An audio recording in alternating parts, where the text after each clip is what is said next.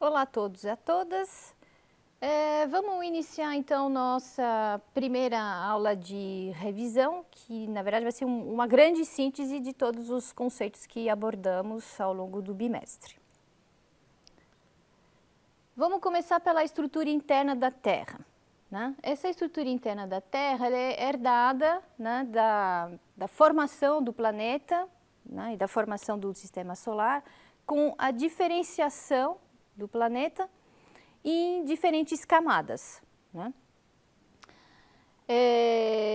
Essas camadas têm características diferentes que, pela sua composição ou pelo comportamento das ondas sísmicas, né? Então, métodos geofísicos,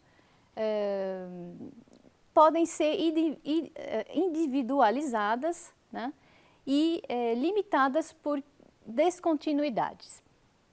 Muito bem, quais são essas principais camadas? Do ponto de vista geoquímico, né? Então, considerando a composição química da Terra, podemos dividir a Terra em crosta, então crosta continental e crosta oceânica, né?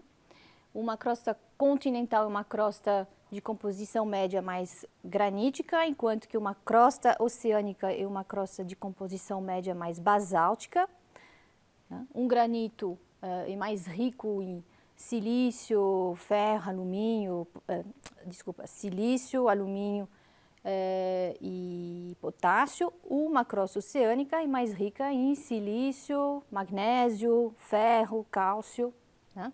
Bom, crosta, manto, né? E núcleo, núcleo externo, núcleo interno. Do ponto de vista do modelo geofísico, então que vai considerar a variação de velocidade das ondas P primárias e ondas S secundários, então ondas sísmicas, né?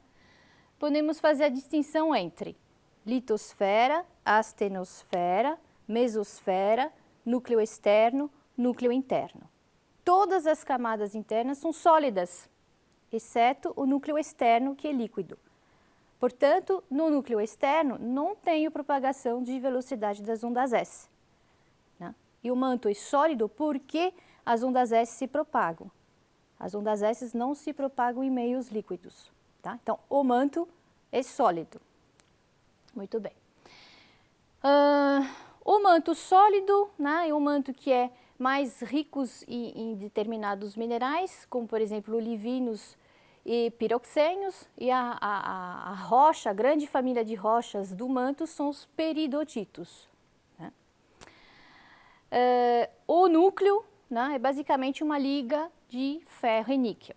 Tá? Tem um pouquinho de enxofre aqui no núcleo interno. À medida que a gente se aprofunda, né, em direção ao centro da Terra, a pressão aumenta, a temperatura aumenta. E a densidade aumenta também, né? A gente passa de densidades aqui abaixo de 3 na crosta, né? Acima de 3 no manto, 3,2 a 5, até, né, 10 a 12 no núcleo. Tá? A descontinuidade de Gutenberg, a 2.900 km de profundidade, ela delimita, né, ela marca o limite entre o manto e o núcleo, tá? O morro entre a crosta e o manto, né? E a descontinuidade de Lehmann é aqui entre o núcleo externo e o núcleo interno, certo? Esta configuração interna da Terra, né, vimos que vai ter consequências sobre a tectônica de placas, né? Então, vamos falar agora da litosfera e da tectônica de placa.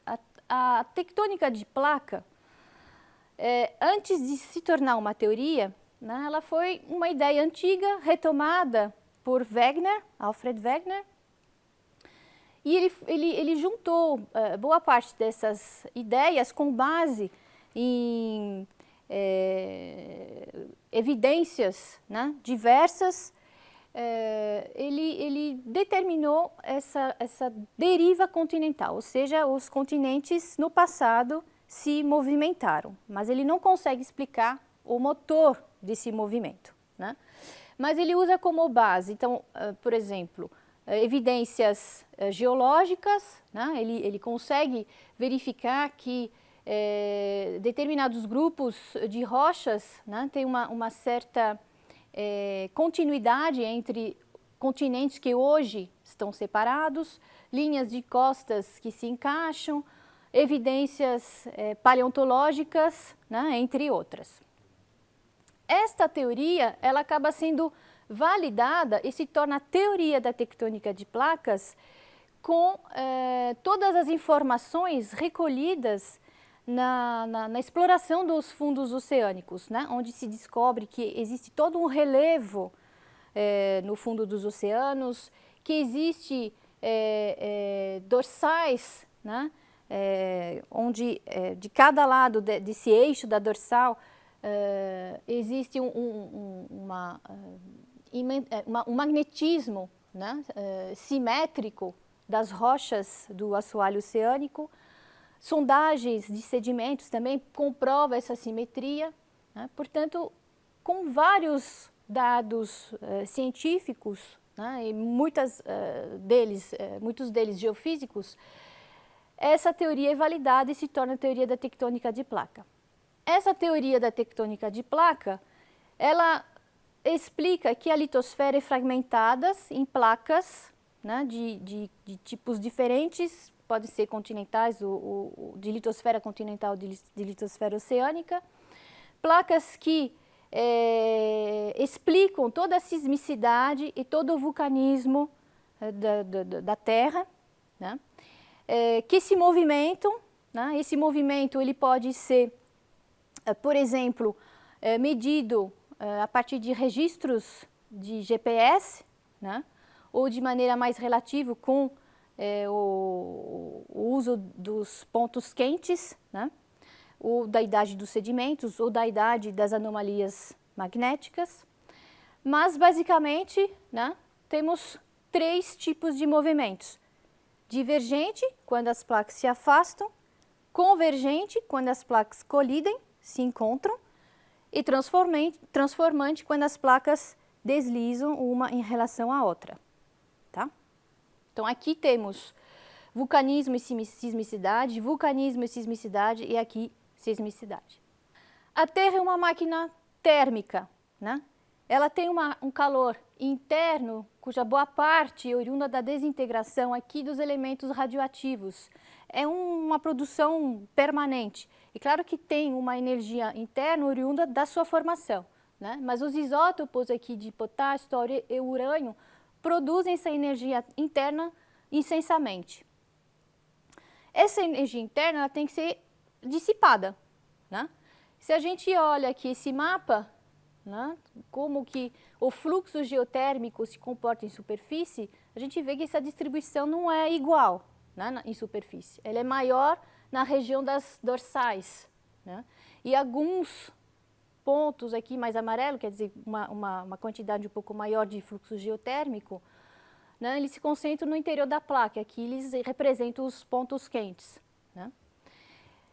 Toda essa dissipação de calor, né, ela afeta as camadas internas da Terra e é isso que provoca, né, em outros termos, toda a movimentação das placas e que explica, portanto, a tectônica de placas, né? Então, tem dissipação desse calor interno da Terra. De que é constituída a Terra, né? De minerais, né, que são associações de elementos químicos formando sólidos inorgânicos, né, e cristais. Essa associação de minerais, né, forma agregados, que são as rochas. Temos basicamente 3 grandes famílias de rochas: as rochas magmáticas ou ígneas, as rochas metamórficas e as rochas sedimentares. As rochas ígneas ou magmáticas, elas são formadas pela cristalização, solidificação de magma, né? Portanto, associado ao processo de magmatismo. O magma é uma fusão das rochas. Como que eu posso fundir uma rocha? Aliviando a pressão, por exemplo, nas regiões das dorsais mesoceânicas, onde eu tenho mais de 80% aqui da produção de magma, né? Aqui eu tenho que, na verdade são fundidas as rochas do manto, estou fundindo peridotitos, eu vou gerar um tipo de rocha magmática que é o basalto, né? O basalto, quando ele extravasa então em superfície, ele se solidifica de maneira muito rápida. Então ele tem uma textura muito fina, não consigo enxergar os grãos minerais a olho nu, né? Então ele é uma rocha extrusiva ou vulcânica, né? Posso, né, por aqui uma anomalia de temperatura, né, uma temperatura muito elevada aqui em regiões bem mais profundas do manto, né, formar aqui uma pluma de material mantélico, gerando um vulcanismo de ponto quente, né, onde aqui também eu tenho um magmatismo mais básico, tá? Mas são somente 7%, né, da produção de magma. Uma outra região aqui é a zona de subducção, né, de colisão de placas. Lembro que existem 3 situações: colisão de 2 placas litosféricas oceânicas, ou uma oceânica com continental, ou uma continental com continental. Eu tenho um magmatismo intrusivo e extrusivo nessas regiões. Quando, né, o magma cristaliza no interior da crosta, ele gera um tipo de rocha que a gente chama de rochas ígneas ou magmáticas intrusivas ou plutônicas. Ele forma plutons, né? São rochas como, por exemplo, o granito. Rochas que vão resfriar lentamente e que vão ter tempo de ter seus grãos minerais, seus cristais de minerais, né, maiores, crescer. Então, consigo ver uma textura mais grossa e consigo enxergar esses grãos a olho nu, né? Aqui, né, nessas zonas de subducção, o fator importante é a água, né? Quando a placa subducta embaixo da outra, ela traz com ela sedimentos carregados com água, isso abaixa o ponto de fusão das rochas e provoca esse magmatismo. Em todas essas situações, em todos esses contextos tectônicos, associados a esses processos magmáticos e hidrotermais, por exemplo, eu tenho também concentração de determinados minerais ou metais que serão os nossos futuros recursos minerais, né? Bom, essas rochas magmáticas, né, podem aflorar em superfície.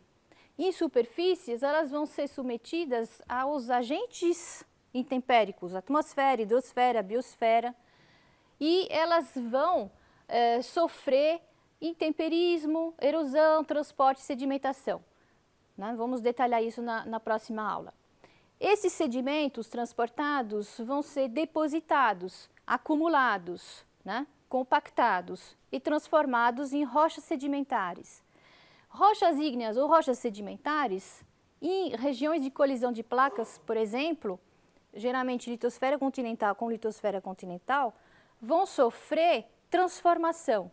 Só que não vão passar por estado de fusão nenhum, vai ser no estado sólido. E isso vai provocar umas mudanças na textura e na mineralogia dessas rochas. Então, são as rochas metamórficas, né, que foram transformadas por, geralmente, elevação de temperatura e pressão, ou circulação de fluidos também, muito quentes, né? Essas rochas metamórficas, elas podem ser folhadas ou não folhadas. Essas rochas metamórficas folhadas são folhadas porque os grãos minerais, geralmente minerais mais placoides, formando umas folhas como as micas, se orientam, né, perpendicularmente ao sentido da pressão exercida. Isso gera essa foliação. Exemplos de rochas metamórficas folhadas: xisto, ardósia, filito, gneiss. Né? Outras rochas não necessariamente apresentam uma textura folhada, elas são então rochas metamórficas não folhadas. É o caso, por exemplo, do mármore ou do quartzito. Né? Aí os grãos, eles não se orientam. Tá? Então, o ciclo das rochas, né, explica, associado então a toda a dinâmica interna da Terra, a tectônica, os contextos tectônicos, né, junto com a dinâmica externa da Terra, toda a formação das diferentes rochas, dos diferentes materiais terrestres e de todos os nossos recursos minerais dos quais dependemos tanto.